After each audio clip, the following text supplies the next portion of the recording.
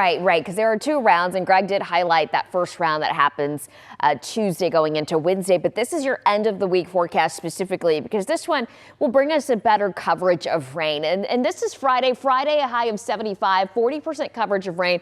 But this is going to happen late Friday into Saturday morning, going up to 50% coverage. It drops our temperature 65. So is there rain on Valentine's Day? Yes. But it will not rain all day. It actually dries out for the second half of the weekend with highs in the 60s on Sunday. But here's how it plays out. This is Friday around 5 p.m. That's when we start to see some of this rain across far western portions of Texas. About 20% coverage at this point to account for some of our western counties. Watch what happens, though, Friday night. So if you have Friday night plans, look at this. This is around midnight. We'll still see some of that coverage start to pile in across areas of eastern North Texas. But the main system still out to the west. Fast forward to very early Saturday. Maybe you're thinking about a Saturday breakfast. Maybe you're thinking about jogging. Maybe you're thinking about, doing a little hike.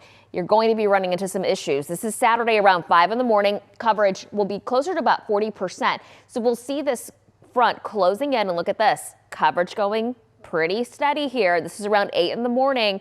Still looking about 50% coverage for Saturday morning, and then that front swings through, arrives into the Metroplex sometime around 10 a.m.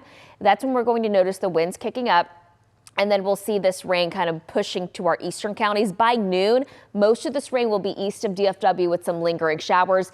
Into the afternoon, we'll start to see some drying out. That's now 2 in the afternoon, looking a little better, looking clear. Still a bit cloudy, though, for around dinner time, Saturday around 7 p.m., and then it's dry Saturday night and Sunday. Here's what we know. It won't rain all weekend.